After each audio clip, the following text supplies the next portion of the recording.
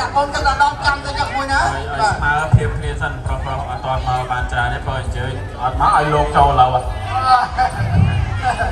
អញ្ជើញយកខាងបរោះហើយមកជួយគ្នាបាទ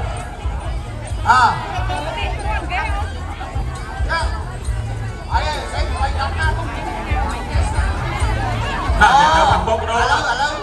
ពេលគាត់ឯហ្នឹងបាទចិនសមៀនជើ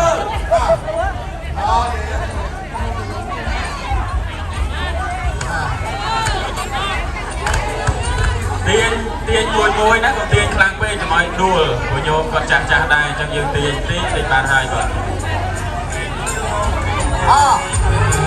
ចាំស្រាប់អញ្ញាកដាល